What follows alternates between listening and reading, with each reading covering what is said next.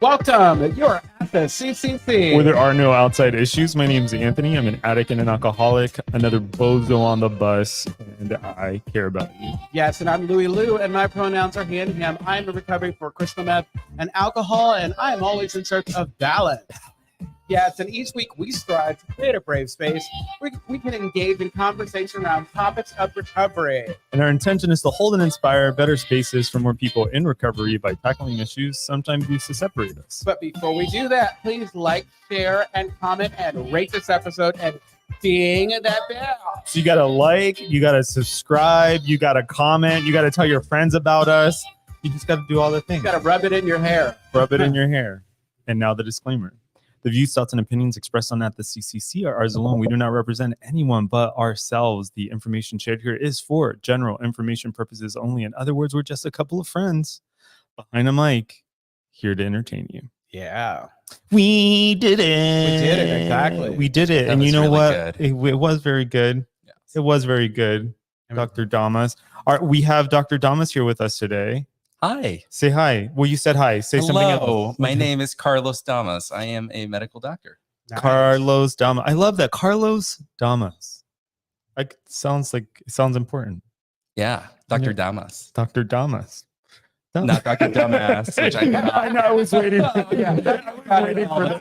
was waiting for that. Have you ever gotten that? Oh, hundreds of times. Dr. Since sixth grade, I've been getting Carlos Dumbass. Yeah. I got, you know what I used to get? Lucas Mucus. Oh, I was like, Charleston Chewy Louie, but not too chewy. Really? Is that what they would? That's really complicated. Yeah. No, but exactly. But they back did in it. the It's day. like Yours sounds like it was written by Maya Angelou. no, it was. There was okay. So you're probably too young, but there was this candy, Charleston Chew, Oh, What's it and taste that was a commercial, Charleston Chewy Louie. But people wouldn't take the time to do it. So I mean, they cared.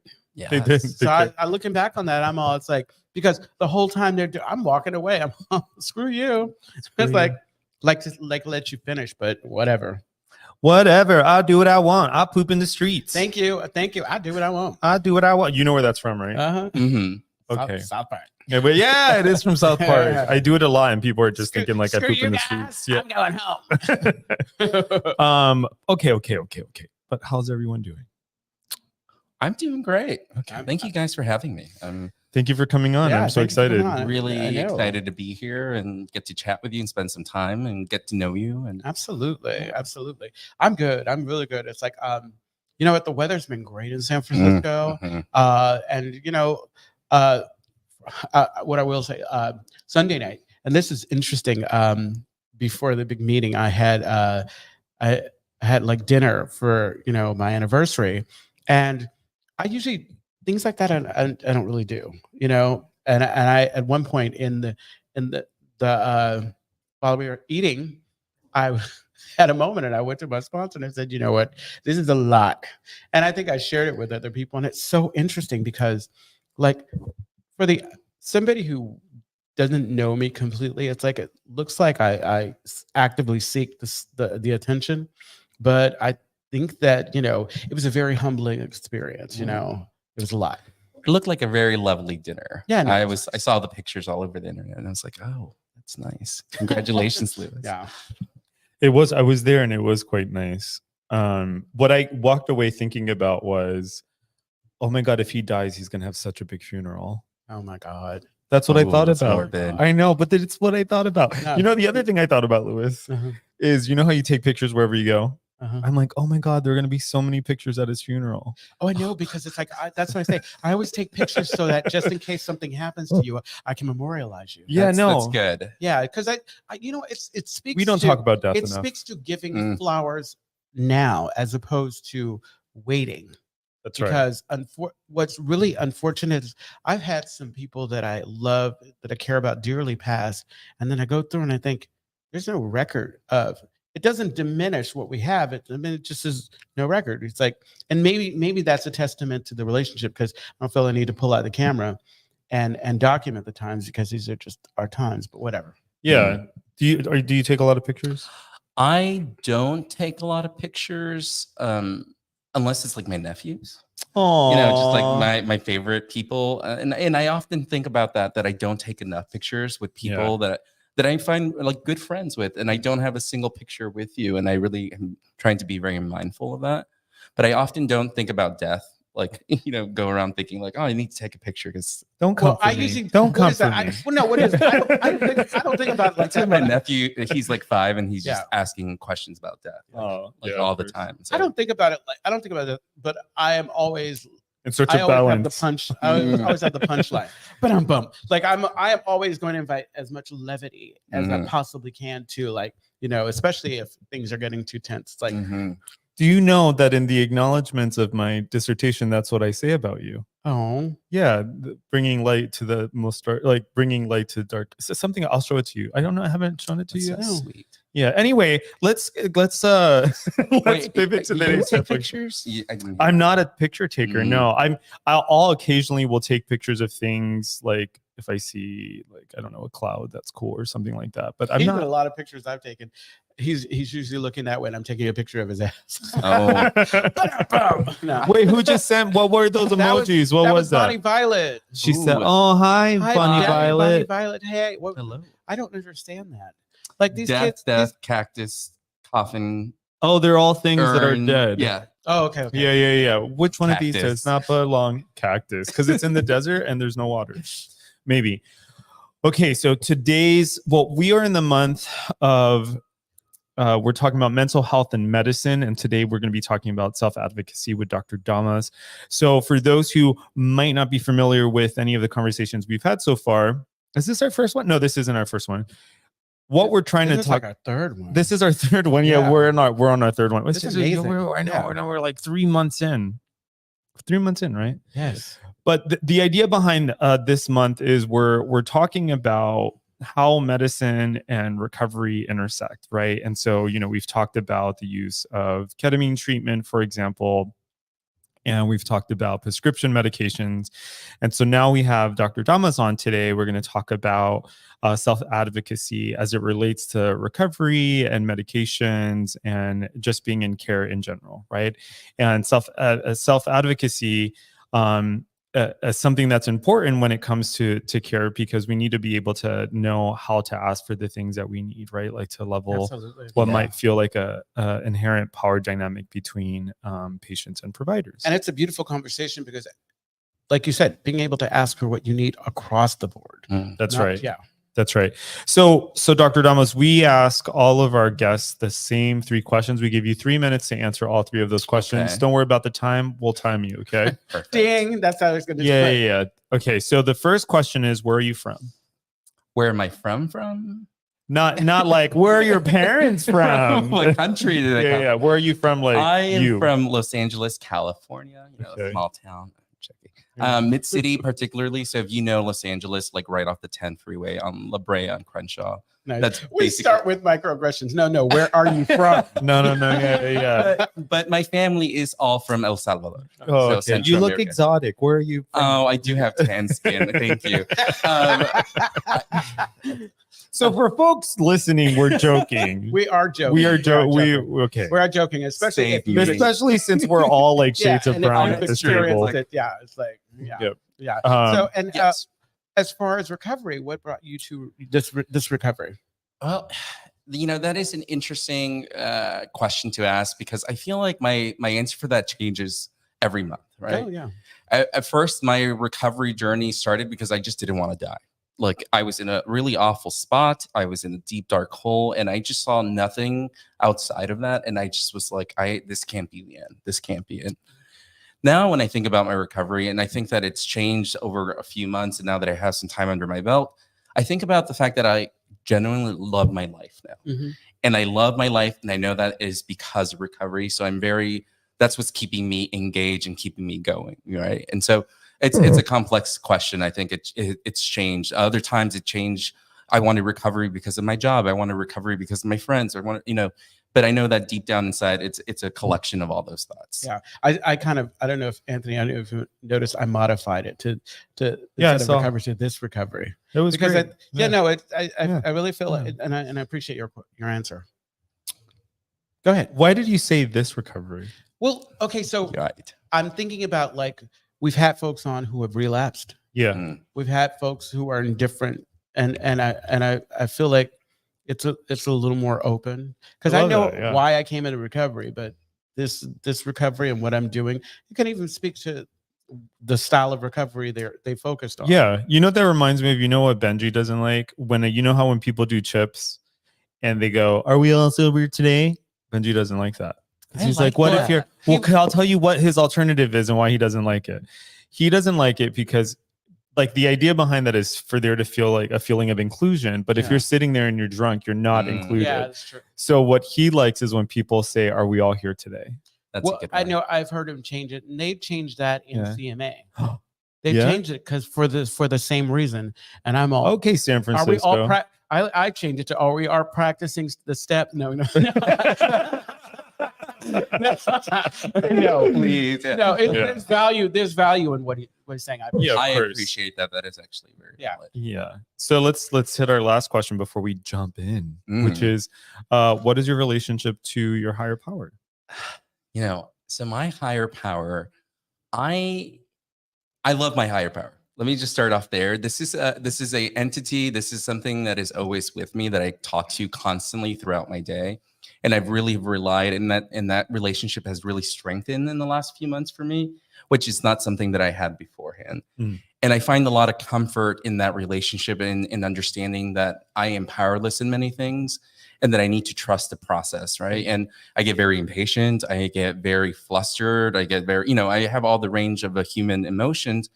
And I love the fact that I have this anchor, which is my higher power, that I really actively seek guidance from. I'm always asking for, give me the spirit, turn me into the person that I'm supposed to become, like open my heart, like, especially when I also have doubt in my higher power, which happens pretty often, strengthen my faith, And so I find a lot of comfort with my higher power, which I think, everybody's relationship is different, but in the beginning, it was something that I was like, "Oh, I believe in God," and it's crazy how that's changed over time. Yeah, I used to have that too. Like when I first got here, I'm like, fuck that shit. But it's changed dramatically for me. So Dr. Damas, tell us, like, kind of briefly, what motivated you to go into medicine? So, as a child, I was sick all the time. And I spent a lot of time. I had like severe asthma, and I just was hospitalized all the time. And my parents, they were, two undocumented immigrants from El Salvador. And so they didn't fully understand the healthcare system. They didn't fully understand like what chronic illnesses is. They didn't understand that you needed to follow up appointments and medication and so forth. And so I was actively always sick. And also, I love my parents and I love the experiences that I had, but it was a very traumatic household as well. And so when I was in the hospital, I had a lot of joy. Like I found it to be a very safe space for me. And I also realized like my parents, like really, this is now through a lot of therapy, realized that my parents like would always like, "Oh, the doctor's coming, yada, yada." And somewhere along the lines I was a child, I picked that up, I think, because my earliest memory has always been like medicine, doctor. And as I grew older and I, grew up in inner city Los Angeles, I realized that like, oh, this medicine or healthcare is a problem in the community. And I started to really kind of understand the specifics. And so it's been a accumulation, and it's also constantly changing as I've evolved and like grown wiser and older with that experience. I love that. I love that there's like, it feels really personal. So it sounds like you have skin in the game, or it sounds like you've had skin in the game. Yeah. When you go into, especially to be a medical doctor, it's such a rigorous journey. You have to give it your all. Like you have to sweat, blood, tears, like sacrifice. And so I had to really do all of that in order to get there. And, and this comes from, a little brown gay boy whose parents didn't go to college. So it was like a really rough experience in order to understand like higher education and navigation of that. Yeah, of course. I love that. I felt that. Yeah. I felt like you just punched me in my chest. You like in the best way, you know what I mean? Okay. Louis, that was very beautiful. No, exactly. It was really, you're like, when you're used to be abused. What? No, I didn't say Does that sound familiar, Anthony? Treat me badly. Yeah. Wow. Okay, so this is what I was telling you about earlier. It's like, Anthony does not. We had to make it light. It was too. So I'm wondering. So given like how personal the experience has been for you, so growing up, were there any observations you made, like as a young person, in medical settings or with doctors that made you feel uncomfortable, or things that you think may have informed maybe some of your like reservations? Right. So, the reason I was really excited to come talk about this topic is because as a person who has recovery in mind and has suffered through addiction, I've also been the patient and I've also been the doctor. And so I have that interesting perspective where I've been on both sides and can see the different sides of that. And so growing up, like my mother couldn't speak English very well. And this is the time like in the 90s where people didn't really bother to get an interpreter or anything. And so I was like this 7-year-old kid trying to translate to my doctor that like, oh, my mom says that I keep getting sick and she doesn't understand what, right? And there was a clear kind of, like obstacle there in order for my mother to fully communicate the things that she needed to do, right? As a 7-year-old, I don't have an understanding. I don't have really, and she wasn't able to kind of talk about those things freely. And I saw that was one of the bigger obstacles, right? And as a Spanish speaker, I've been very privileged that when I was in the position of being the provider, the clinician, that I can talk directly to patients about that, because it really builds a sense of trust. And once that trust is established, then people are really like, this is actually why I'm here. This is what I need you to help me with. And so self-advocacy is something that I've really come to appreciate and really have done for myself. I've also struggled with my own self-advocacy. And as I've gotten older and understand what my needs are, I've been better at doing that. Can you say more about like what your struggles with self-advocacy would have looked like? So, when I approached you at the party to talk to you about it. So when I left California, I went to medical school in the Midwest. I went to Michigan State. And in Michigan, I lived in this small town. It's called Grand Rapids, which is a very conservative side of Michigan, where Betsy DeVos is the former Secretary of Education, or Helen DeVos, this like money that really was pro-Trump at the time, right? Yeah. And so I get to this, and mind you, this is a big transition for me, right? I'm moving across the country. I don't know many people. I'm also actively using and drinking. And I start having a series of like a serious psychiatric episodes. Like I started, under the influence, I tried once to like hurt myself and so forth, and I was hospitalized and so forth. And so when I got to the provider, who became my provider for the 5 years that I was in Michigan, immediately the diagnosis became like, oh, you have bipolar disorder, you have some sort of manic, and just a long list of things. And at that position, I didn't know what I had and what I didn't have. And so I just accepted the things, right? And so as that relationship started to develop, the complications became where I was like, well, I'm in medical school now and I'm learning a lot about actual like manic episodes. I'm learning a lot about the actual psychiatric illnesses. And we had this kind of point where the doctor was very conservative in her approach. And what she was thinking casual sex was high risky behavior, which then was classified as mania / bipolar acting up. And so for many years, I was on a very serious regimen of like depression medications and mood stabilizers. And to come out, 5 years later after that, realizing I never had bipolar episodes. I never had bipolar disorder.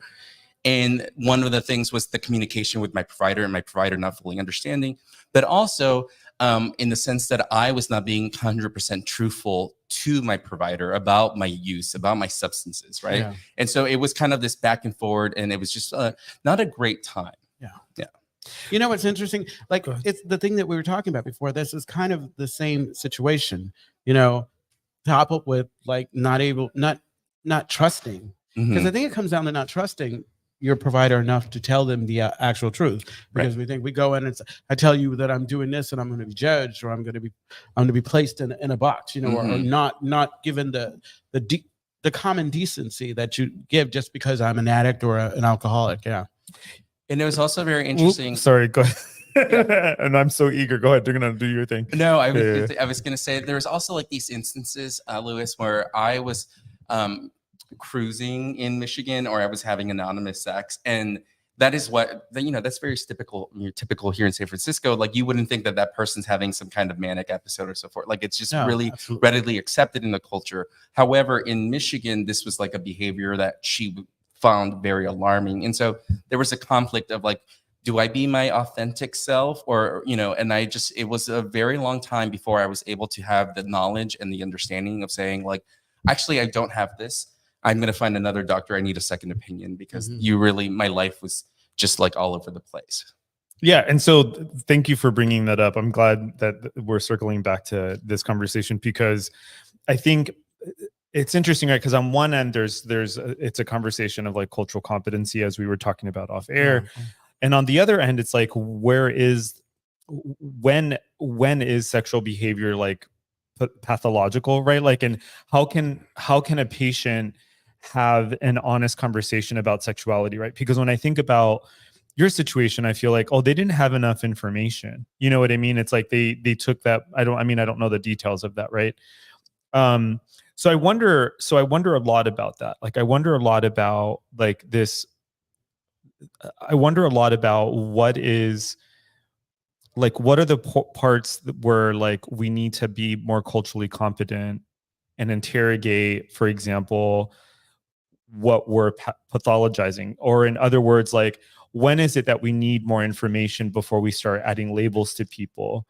And I guess if a person's on the receiving end, like as a provider, how would you like, I guess, to hear, or like, what are some suggestions you have for someone to like push back the way you did for yourself, right? Because that's a very rare thing that you did before you say anything. Like, to speak up for yourself is actually very rare. I don't like, it's hard for people to do it among friends sometimes. So within a medical context, right? So what are some of your ideas? So, the cultural competency is the key here, in the sense that like here in San Francisco, like I, go on a bender and then I can easily message my doctor and be like, hey, I need some doxycycline, like send it to me. And without a doubt or without a blink of a question, they send me that prescription, right? That I wouldn't say that that's the exact same response that I would get in other areas of the country. That's right. So that's the big importance, right? Like having, and my provider, I actively sought him that he is a gay man. And so I feel a lot more comfortable when I'm asking like, hey, can you look at my junk? Cause something's weird. Right. Yeah. And it's having that comfortableness, that relationship of being like, I'm not going to judge, you're not going to judge me, and so forth. So that's really the key thing that I want to highlight, is like, you want to find a provider that you feel very comfortable with. That's a great place to start. Like, when I would look for, like, anytime I would get insurance or I'd look for a doctor, I would always I'd start with like key stuff, like knowing that I probably, may need to change providers after a while, but I'm looking for, would I be comfortable with a gay man, or a black man, or whatever, and thank God each time I I found this amazing doctor who was actually in recovery. I didn't know, but we have this language that we speak, and he figured it out right away. It was amazing. Actually, he had heard me share at a meeting. Oh, no way. Yeah, it's pretty cool. But then he moved away, and I'm all, please come back. No, go ahead. No, so yeah, so one is like finding that person that you feel very comfortable, and then two, just being honest. And I think that's really hard, especially when you're in active addiction, right? And so, to give you an example, when I was using, in this scenario, I was lying about the amount of alcohol that I was drinking, and I was lying about the medication, the prescription medications that I was mixing with the alcohol. And obviously, I was having really intense highs and lows with it. And into the defense of the provider, taking me at face value and believing everything that I'm saying, was adjusting all the medication in order to kind of help that, right? Yeah, exactly. And so I was in this vicious cycle of like, I'm lying, you're trying to fix me, and then now you're making me sick, and I'm lying again. And it just became very, very hard. And so that's the second bullet point that I want to make sure is like, be honest. Like, and so I'm going to put my sister on blast here, because she has a thyroid issue, and she didn't take her thyroid medication. And she was like, should I lie to the doctor that I don't want her to be upset with me. But she really loves her doctor, and she just didn't want her doctor to be upset. And I was like, no, because now she's going to think that you're taking the medication, and something's still wrong. Yeah. And now that it opens the box, as a clinician, you start thinking about all the other alternative possibilities. Is this a tumor? Is this some, X, Y, and Z? But the reality was that she just didn't want the doctor to be disappointed in her. And so the second thing is about being honest of what's happening. Yeah. When I was in active addiction here in San Francisco, and I had my psychiatrist and my therapist here, I was very honest about my use. And I was also very honest about the way that I was ingesting things and so forth. And they stuck through me through the rough times. Is it because you're able to see the nature of the relationship. Because what I'm thinking about, like with doctors and lawyers, we see them in a certain place and hold them on this pedestal, but they're still providing a service. Mhm. And if we were asking that of someone else, like in the service industry or whatever, no matter what's going on, we don't have any problem going in and giving it to them. It's a service industry. Exactly. You can go on Yelp and see the reviews of the doctors, and you can see what people say, what their experiences are like. And if you don't like your doctor, it might be challenging to transfer, but there are many other options, and it is a service that they're providing, right? And I really so being honest really helps the provider. And now let me switch over to my provider perspective. My provider brain is that every time that you're prescribing things or you're trying to give medication, you are taking the risk. You're analyzing the risk and the benefits, right? All medications, whether small or large, are going to have some kind of side effects. So you have to really actively look into the side effects, and you have to make does the benefit outweigh the risk when you're prescribing things? And that is another key thing. I think big pharma gets a lot of bad rap, and I understand that there's a lot of corruption in there, but as a provider, I've seen how like prescription medications used appropriately have changed lives in terms of psychiatric disorders, in terms of just like cancers and so forth. And so there is a really true, beautiful benefit of having them. However, if the doctor doesn't have the complete picture, it's really hard for them to have your best interest in that. Yeah, thank you. These are all great points. So there's one thing I want to circle back to, right? Which is when we're talking about like access to resources, not everyone will have the ability to shop around for a provider, right? Maybe they're stuck at a clinic or, what have you. I'm wondering, so some of your suggestions still apply here, but I'm wondering if that changes your view at all, right? Like what happens when a person is stuck with a provider that they don't necessarily feel safe with? Yeah, that's a really great point of view, right? A great perspective to have. And so the key thing when it comes to those interactions is that you come prepared to ask for what you need. If you don't ask for it, like if you know that you want to go into this, first of all, the interaction is probably going to be like 15 minutes, right? And so I always tell patients, I even tell my family this, and I tell my friends, is that you want to have a list of points that you want to address, and you want to have I need immediate addressing right now, and these can wait for another appointment kind of thing. And so if your intention is like, I need this medication, or I'm having this problem, I need you to help me fix it. As soon as the doctor gets in, it's like, how are things? You go right into it. Like, don't be shy about it. And so it's really about opening that communication and realizing that you go in with like an agenda of what you want. And so I really try to empower patients, especially patients who are really shy or get nervous. It's like, write it down on a piece of paper. And sometimes I have patients give me a piece of paper with their questions, and they'd be like, okay, let's check these things off. Right? Mind you, I have 15 minutes. And so I have to go through this really quickly because I have 10 other patients waiting for you. So it's about like, and the provider will really respect you because you've really thought about what you need and you are advocating for yourself. And as providers, or at least for myself, I really love seeing that. I really love seeing like, oh, this is what you want. Okay, let's do it. Like, how can I help you? Like, and when you get heard by the provider, it builds that relationship. It builds that trust. That's excellent. So I want to pivot a little bit, and I want to talk about addiction medicine specifically, right? So one of the things that I think a lot of people aren't familiar with. So for example, not too long ago, I was talking to a newcomer who was struggling to get sober. He texts me, he's like, I can't stop. I really can't stop. I can't stop. I can't stop. Right. From your perspective, where is a good place for that person to start? And so from a clinician perspective, is the understanding of, do I need to go into an inpatient? Do I need to have like a higher level of care? And so when it comes to addiction medicine, so I've been in harm reduction, I've been in IOP, I've been in outpatient, I've been inpatient, I've done all the tiers of that. And you probably know this much better. It's about the level of support that you need. And so somebody who's not able to stay sober and they're actively using and putting themselves in harm, then a higher level of care, like being an inpatient, might be the best scenario. Now, how do you usually get a referral to one of those things, unless you have the money to fund the whole thing yourself, but Mhm. it's better to have a provider write that referral, so then your insurance can cover it. Yeah. Mhm. Could you say a little, you mentioned very specific forms of treatment. Mhm. Can you talk a little bit about what those are? So for example, like I think one of the things that you were gesturing toward are like when you talk about higher level of care is like, does a person need to go into like medical detox, right? Mhm.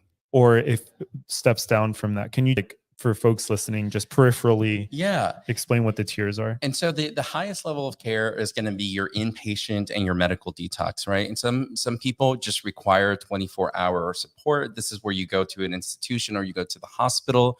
You'll have staff there who just checking your medical vitals and so forth, giving you the appropriate medication. The detox perspective is you really worried about complications of detoxing seizures, one of them delirium tremens, all these other kind of things that can happen, and you do need medical supervision to do that. And so the inpatient is usually 30 days. It can go on to be like 60 to 90 days. And this is where you're kind of building a community and you're being observed all the time. This is a great place to be, especially if you're having significant challenges of that. Now, the step below under that is called a partial hospitalization, or PHP. And this is where you're basically going to some program 5 times a week, and you're going for about, I want to say 5 hours a day. And you're going Monday through Friday from like 9 to like 3 p.m. or so. And during that time, you're basically working and building your DBT skills. You're working kind of like meeting a community, and you're getting kind of all the resources and whatnot.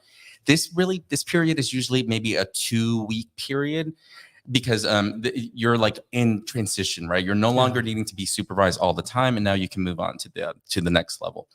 Underneath the partial hospitalization, you have the intensive outpatient program. This is going to be 3 times a week for 3 hours.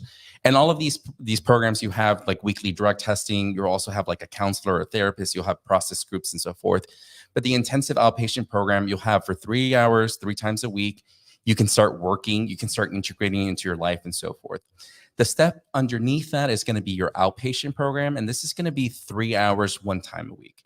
Again, you'll have drug testing, you'll have like bi-weekly meetings with your counselors and so forth. So those are kind of like the spectrum of things that of the different levels of care that you can have. I want to put this out there because when I went in all these levels, I did really well in an inpatient. Like, I'm being supervised all the time. I'm the perfect student. Now you let me go on my own.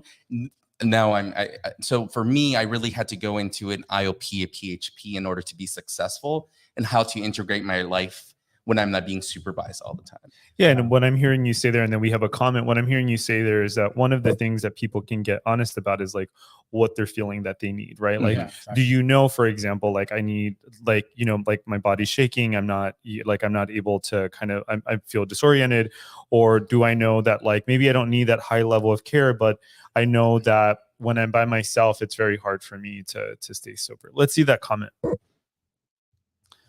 Jaylon writes, how would someone who is super willing but uninsured go about getting treatment if they need a higher level of care? P.S. I love you, Carlos. While you were talking, one of the things Mhm. that, like, when I was working for the Black Coalition on AIDS and doing outreach, I was always encouraged by talking to people about, especially when they were unable, when they didn't have income or resources, to look into God, I just thought, no, it's give me a second. So we can come back to Yeah, it? let's circle back. I'll remember. Yeah, we It's can like, circle back to it. Did yeah. you want to address Jaylon's question? Yeah, Jaylon. So that's a great question. So it's also I have a perspective. So when I lost my job, I lost my insurance, and my active addiction was like off the roof. And I knew that I needed help. And then navigating healthcare, at least in San Francisco, is such a challenging thing. So I needed to apply to Medicaid, right? And so I needed to get some government assistance in that sense. Now, through that, there was different programs that are accessible to me that are going to have that kind of higher level of care. And I believe in San Francisco, we have the Salvation Army, and then we also have the Health Right 360. Now, how this works is that you need to call one of these places beforehand, and they're going to tell you when you need to come in for an assessment. You go in for the assessment, and during that assessment there is hopefully when you kind of tell them that you need this extra level of support. And many times they will take you immediately if there's space. Now, the problem is that there's not always space available, not right? at all. And so this is one of the things that I would suggest is kind of make sure that you are in the San Francisco healthcare plan, and just to have the insurance. And then because you should qualify based on being a San Francisco, just living in the city. And then you start exploring your possibilities with these two options. Now, if you go to the San Francisco health website, you'll see how many beds are available at these sites, and then you can call them and say, "Hey, I need higher level of care. I'm interested in being here an inpatient. How can you help me?" And they'll give you the instructions on how to do so. And I think, okay. Go ahead. No, what I was going to mention, the program, case management. There's so many programs, so many ways that individuals who are lower income, who don't know, can start with case management, and it almost like that case manager is an advocate for what you might need, because that's what I did. I saw an opportunity, and I was able to kind of talk with an individual, and they act as the buffer in a lot of ways and got me to where I needed to be. Yeah, and I think that this is maybe that we need to have a continuation to this conversation, because our audience is not San Francisco specific. Like we have an audience across the country and in other countries. So I'm wondering if maybe we can have a continue. I'm thinking out loud. I'm wondering if we have a conversation. Are you inviting me again? Yeah. You should come back. Next week. Yeah, if you want to come back next week, because you think about it. I have Zumba class on Tuesdays. You have Zumba class on Tuesdays. I do, but I was willing to move it. So my instructor Maritza is going to be like, "Where are you?" Aw. I used to take Zumba a long time ago, and I really liked it. I did. It was a lot of fun. I took Zumba at where do you go to? Is that where you go? I go to 24-hour fitness. Nice. I'm going to take a Zumba class, but you take it during this time. We can work things out. Okay. Yeah. Let's do a Zumba class together. I need my schedule. Friends that are healthy together, stay together. Absolutely. Okay. So I do think what I want to acknowledge is, like I did a second ago, which is that, we're very fortunate in San Francisco in that there are a lot of resources available for people. And I think maybe one of the conversations that we might consider having is okay, what if you don't live in San Francisco, right? What if you're addicted to medication? What if you're addicted to meth and you live in rural Arkansas and you're gay and you don't feel right? So I mean, there's just I think we have to do some research there. And I was going to say, this is a great place for self-advocacy, because you have to do the research. You have to go look on what is provided in your community. You have to really look for those things. Yes. We have another comment. Louis? Anka, I work in harm reduction model, which is great for clients, but can be frustrating for providers. If we're being honest, how does Dr. Carlos manage his own emotions when clients make decisions that are not in their best interest? I find it heartbreaking sometimes, but at the same time, I get that they have agency over their journey. That is a great question. So one of the thank you, Anka. Thank you, Jayla. Yeah, thank you, Anka. One of the things that is really important is to meet your patient at where they're at, right? And so if they only can do harm reduction, so then let's maximize harm reduction. How can we minimize the damage that you're doing? If you feel like you have the ability to, and this is where you do motivational interviewing, you kind of assess where the person is in terms of what level of readiness they are in order to get care. And let's just be realistic. And so this is also coming back to this idea of being honest with your provider, but also being honest with yourself. What is possible for me, right? And I sometimes, at least from my perspective, I wasn't ready for full on sobriety. I wasn't for 100% abstinence. And so when my providers met me at harm reduction, it was successful for that time. And then some people can keep that up. For me, unfortunately, it didn't work out. And so I would say that as a provider, you have to just kind of realize that you don't take things personally, because the patients are, they live in their world, and they're not directly trying to upset you, first of all. And the second thing is how can I meet them at their level where they're going to feel comfortable to come back, and also comfortable to tell me the truth, so we have this honest, fulfilling relationship between us. I love that. And we have another comment. Let's see. Is this Mindy writes, what can one do if they live in a rural area where they want to get a bed in a detox or treatment center, but there are no beds available and there's a long waiting list? Mindy, so this is a very good question, right? And this is something that I think is going to take a bit of research on our part, because I think Dr. Damas, I think you've gestured toward this, but basically it's, it starts with having to do research, right? And in whatever way that looks. Sometimes, did you have something you wanted to say? No, I was just going to echo what you're saying, that I need to do some research in order to make sure that I give you the most, accurate information when it comes to that. Yeah, Mindy. So I think that's something I want to be responsible about addressing that question. So I think that's something that we're going to bring into next week. But I think some things that people can take with them are, one is that, do research if you have access to the internet. Even asking around, like speaking to close friends, sometimes we have to tap into our personal networks.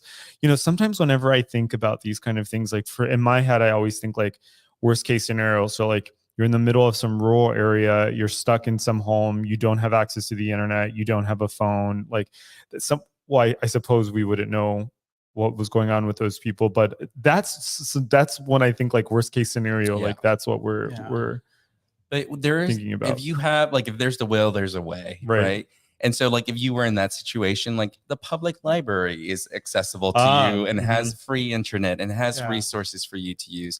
I love the public library. So this is my plug for my public library. Yeah, every time I move somewhere, I always have to find out where the library is. Love the library. Yeah, I used to, as a teenager and when I was in middle school, I spent a lot of time there. Also, interesting enough, like I follow the San Francisco Public Library sends me emails every week about the events they have. And they have like specific groups, which I'm not sure if it's across the country but they have groups if you're interested in recovery to go to these groups. They have like information sessions. And I'm assuming that other states are also trying to kind of follow that model of like, maybe you're just interested in hearing about it. Here are the resources. And so it would be really good to check that, and also do like the public health, just check on what your county has and what resources are available just to start off. And you know what, we would be remiss, or I would be remiss in saying there are 12-step everywhere. Exactly. And sometimes it's just a matter of connecting with folks in those meetings, because there may be someone there who can share their experience if they've gone through it. Yes, I agree. And on that note, we need to start landing the plane. Yes, exactly. So the Castro Country Club is a safe and sober community center for all people under refuge for the LGBTQ recovery community. We provide programs and services that help people change their lives by supporting personal growth. And our vision is to reduce the suffering of addiction by connecting people to community, opportunity, and support. You can find more information, including all the ways to contact us, at www.castrocountryclub.org/podcast. Yes, and tune in every Tuesday at 4 p.m. Pacific Standard Time when we go live on our Castro Country Club Facebook and YouTube channels. Find us wherever you listen to podcasts. Thank you.